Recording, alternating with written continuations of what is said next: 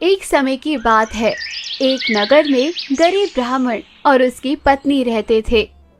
ब्राह्मण का नाम रामदास था और उसकी पत्नी का नाम सरला था। दोनों बहुत ही तंगहाली में किसी तरह अपना जीवन गुजार रहे थे। आज घर में खाने को कुछ भी नहीं है।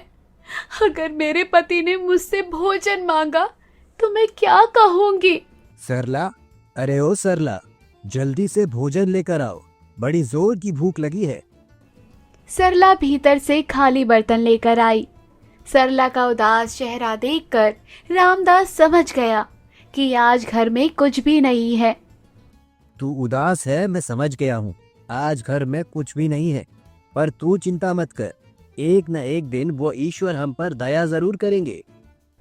पिछले कई सालों से तुम यही बातें दोहरा रहे हो। क्या आज तक ईश्वर ने हम पर कृपा की?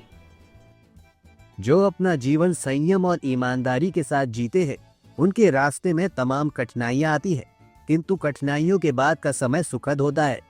सरला गुस्से में घर के अंदर चली गई। घर में कोई है? कुछ खाने को दे दो बच्चा। आइए साधु महाराज, हमारा बड़ा ही भाग्य है कि आप पधारे हैं। मुझे बहुत तेज प्यास लगी है, पहले पानी पिलाओ और फिर कुछ भोजन करवाओ। रामदास भीतर से पानी लेकर आया। बड़ी ही विचित्र अवस्था है कि मेरे दरवाजे पर स्वयं साधु आए हैं और मेरे पास उनके स्वागत में जल के सिवा कुछ भी नहीं है। यदि तुम्हारा मन भोजन करवाने का नहीं है तो मैं यहां से चला जाता हूं, किंतु इस प्रकार झूठ तो मत बोलो। नहीं नहीं महाराज, मैं बिल्कुल सत्य बोल रहा हूँ। आप चाहे तो घर के भीतर चलकर देख सकते हैं। मैंने और मेरी पत्नी ने 2 दिनों से ठीक प्रकार से भोजन नहीं किया है। भला मैं आपसे झूठ क्यों बोलूंगा? मैं तो कई वर्षों से इसी दरिद्रता को झेल रहा हूँ। अब जल के अलावा मेरा कोई सहारा नहीं है।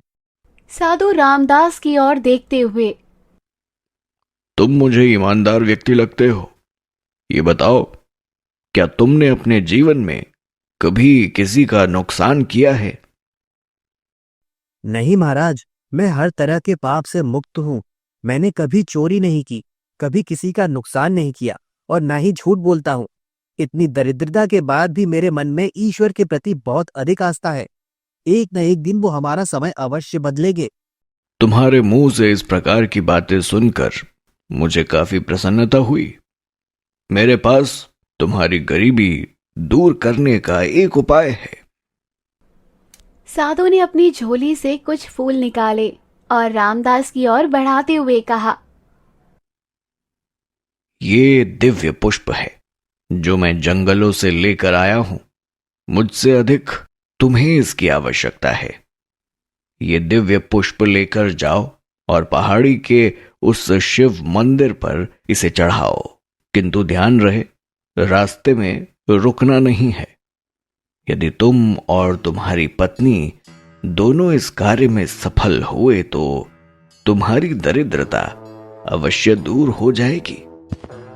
रामदास और उसकी पत्नी ने साधु से लिया हुआ दिव्य पुष्प लिया और पहाड़ी के वहां जो शिव मंदिर था वह वहां चल दिए।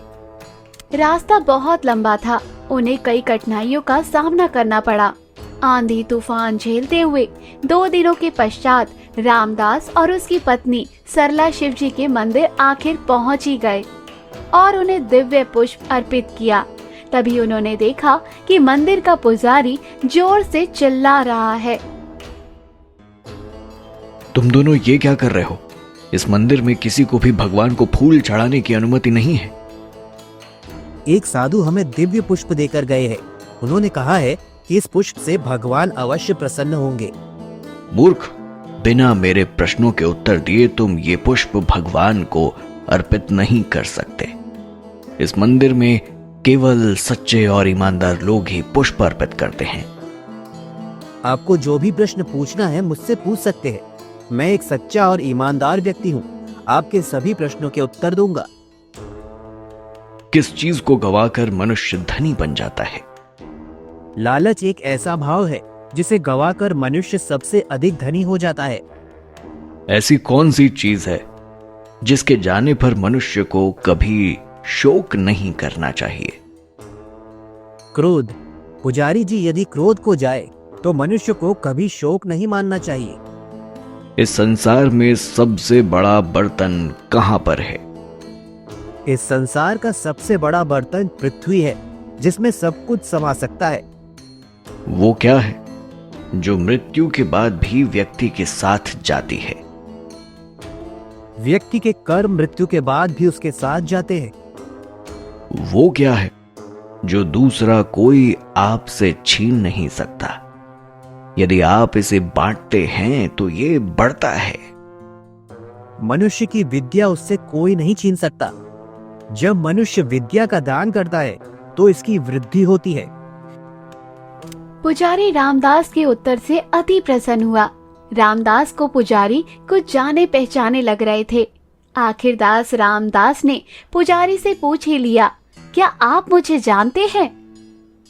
पुजारी ने मुंह फेरते हुए नहीं कहा। मुझे ऐसा लगता है कि मैं आपसे मिल चुका हूँ।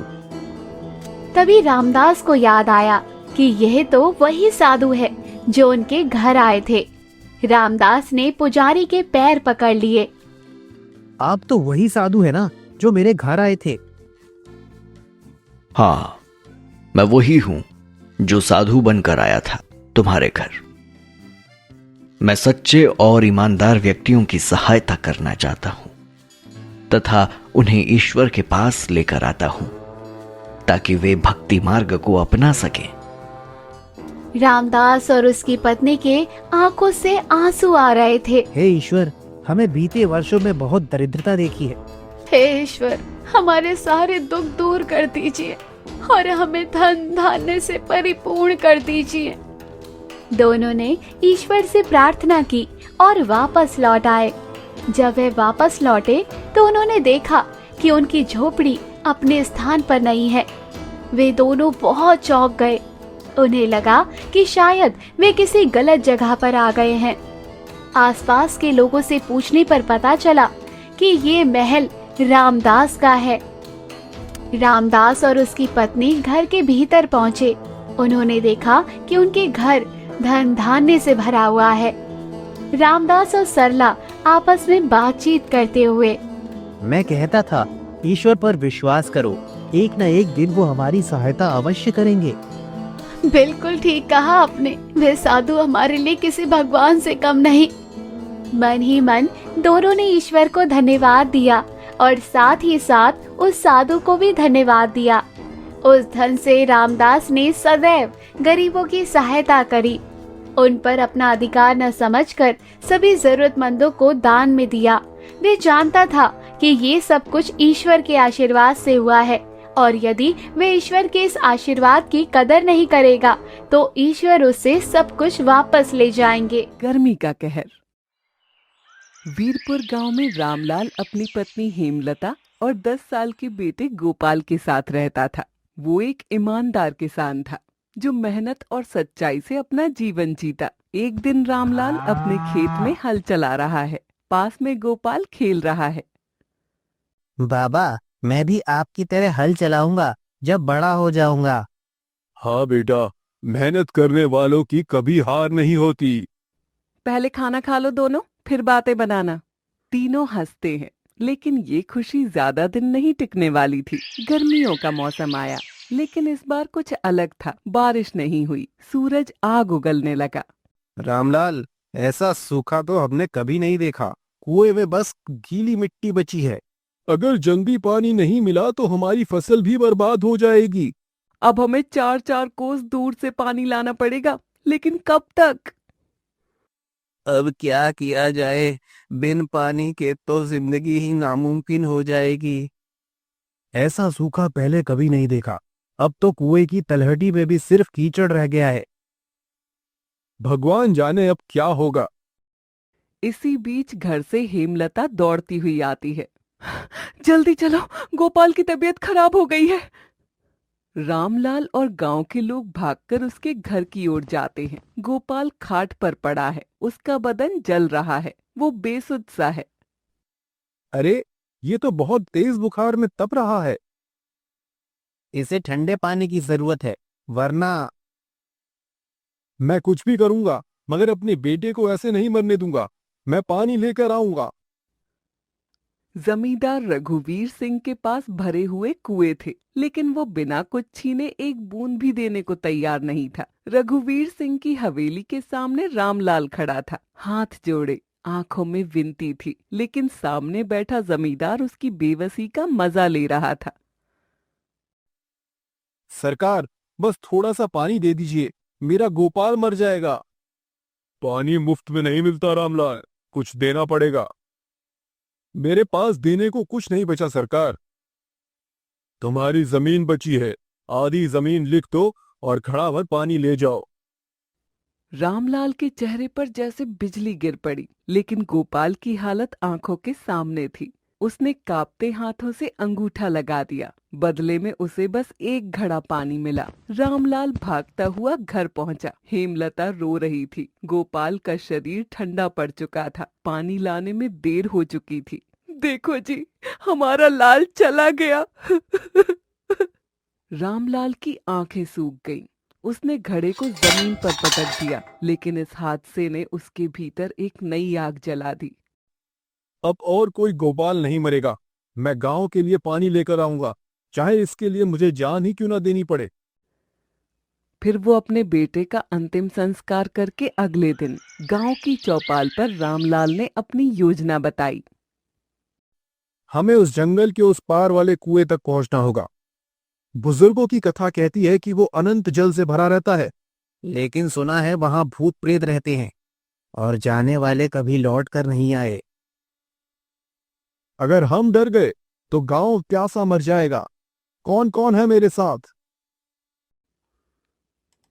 रघु और महेश ने हामी भर दी। रात के अंधेरे में चारों जंगल की ओर बढ़ चले। घना जंगल, अजीब आवाजें गूंज रही थी, जैसे कोई छुपकर देख रहा हो। अचानक सामने एक पत्थर की दीवार आई, जिस पर प्राचीन लिपि में कुछ लिखा था।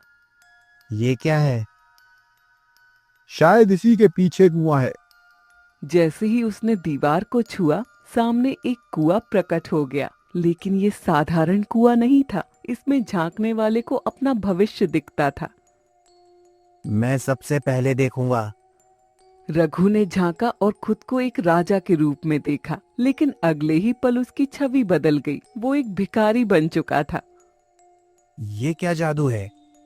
महेश ने झांका तो उसने खुद को मरते हुए देखा। वो चीखते हुए भागने लगा। मैं इसमें नहीं झांकूंगा, मेरा भविष्य गांव की प्यास बुझाने में है।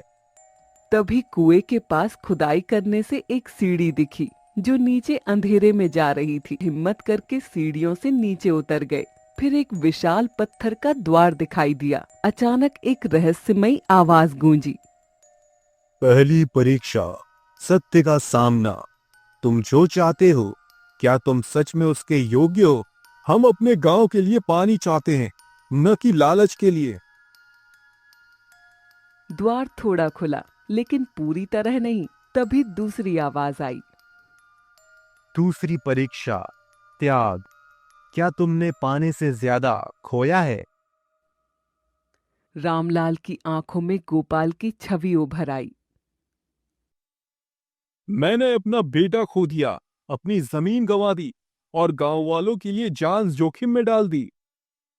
इस बार द्वार पूरी तरह खुल गया। क्या हमें ये अनंत जल मिल जाएगा, या अभी भी और परीक्षाएं बाकी हैं? तभी एक गहरी गूंजती हुई आवाज सुनाई दी। भ्रम और सच्चाई। अगर तुम आगे बढ़ना चाहते हो तो तुम्हें अपने मन के भ्रम को तोड़ना होगा। जो सच्चा है वही जीवित रहेगा, जो झूठा है वो खो जाएगा।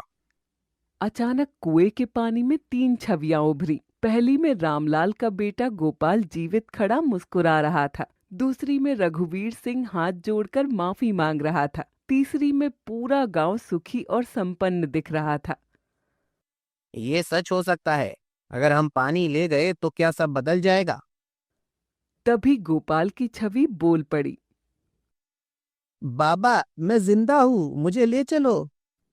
रामलाल का मन डगमगाने लगा। उसकी आंखें छलछला उठी। वो आगे बढ़ने ही वाला था कि रघु ने उसे रोक लिया। नहीं रामलाल, ये सच नहीं हो सकता। अगर ये परीक्षा भ्रम और सच्चाई की है, तो क्या ये हमें छलने के लिए नहीं है? मेरा बेटा चला गया है, ये सच है, और मैं इसे स्वीकार करता हूँ। जैसे ही उसने ये शब्द कहे, गोपाल की छवि बिखर गई और पानी फिर से स्थिर हो गया। सत्य स्वीकारने वाले को ही मोक्ष प्राप्त होता है। भ्रम में जीने वाला हमेशा हारता है। तभी कुएं से एक उज्जवल किरण निकली और कुएं के अंदर की दीवारें धीरे धीरे मिटने लगी। अब उनके सामने असली जल स्रोत प्रकट हो जाता है, जो एकदम खून की तरह लाल था। रघु और महेश के चेहरे पर घबराहट थी। उन्होंने एक दूसरे की ओर देखा और धीरे धीरे पीछे हट गए। हमने पहले ही बहुत कुछ खो दिया है, अब और नहीं। हाँ, ये बानी हमें बहुत महंगा पड़ सकता है। लेकिन रामलाल अडिग खड़ा रहा। उसकी आंखों में दर्द, संकल्प और साहस था। मैंने अपना बेटा खो दिया, अपनी जमीन गंवा दी। अब मेरे पास खोने के लिए कुछ नहीं बचा। अगर मेरा बलिदान गांव वालों की प्यास बुझा सकता है, तो मैं तैयार हूँ। वो आगे बढ़ा, तभी सामने एक बूढ़ा साधु आता है। यह कुआं श्रापित है। रघु और महेश घबराकर पीछे हट गए। श्रापित? तो क्या हम इसे नहीं ले जा सकते? हमने बहुत बड़ी गलती कर दी। कौन सा श्राप महात्मा? गांव प्यास से मर रहा है, हमें इस जल की जरूरत है। सदियों पहले एक राजा ने इस पानी पर अधिकार जमाने की कोशिश की थी। उसने इसे अपनी जागीर बना लिया, जिससे गांव वाले प्यासे मरने लगे। क्रोधित होकर देवताओं ने इसे श्राप दिया। अब ये जल सिर्फ उसी के लिए शुद्ध होगा जिससे सबसे बड़ा बलिदान दिया हो। रामलाल फिर से पानी को छूता है। लाल पानी हल्का होने लगा। धीरे धीरे वो फिर से साफ और निर्मल हो गया। चारों ओर ठंडी हवा बहने लगी। श्राप समाप्त हो गया था। रामलाल, तुमने कर दिखाया। अब हमारे गांव में पानी की कोई कमी नहीं होगी। लेकिन ये रोशनी कहाँ से आ रही है? जैसे ही उन्होंने गुफा की दूसरी तरफ देखा, वहां एक भव्य सुनहरा मंदिर प्रकट हो चुका था। ये क्या है? यहाँ पहले कुछ भी नहीं था। ये वो स्थान है जहां सच्चे हृदय वाले को जल का आशीर्वाद प्राप्त होता है। ये पानी पवित्र है। इसे केवल वही लेकर जा सकता है जो निस्वार्थ हो। रामलाल आगे बढ़ा। उसने तालाब से अपना घड़ा भरा। पानी ठंडा और जीवनदायक था। अब हमारा गांव बच जाएगा। रामलाल, रघु और महेश ने एक एक घड़ा पानी भरा और गांव की ओर चल पड़े। पीछे से मंदिर धीरे धीरे अदृश्य होने लगा। गांव पहुंचते ही रामलाल ने सबसे पहले अपनी पत्नी हेमलता के पास गया। तुम सही सलामत लौट आए। जैसे ही उन्होंने गांव में पहला घड़ा खाली किया, वहां एक चमत्कार हुआ। कुएं से पानी की एक धारा फूट पड़ी। देखते ही देखते सूखी धरती से जल स्रोत बहने लगे। गांव अब हमेशा के लिए पानी से भर चुका था। रघुवीर सिंह ने ये सब देखा तो उसका चेहरा सफेद पड़ गया। उसने अपनी हवेली की ओर देखा, जहां अब कोई जाने को तैयार नहीं था। ये कैसे हुआ? ये इंसाफ है जमींदार। जो पानी तुमने छीना, वो आज हमारी धरती ने खुद हमें लौटा दिया। रघुवीर सिंह की आंखें झुक गईं। पहली बार वो खुद को पराजित महसूस कर रहा था।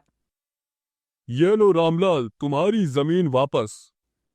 अब वीरपुर में कोई भी पानी के लिए नहीं मरेगा। गर्मी का कहर खत्म हो चुका था। बलिदान, साहस और सच्चाई ने एक नई कहानी लिख दी थी।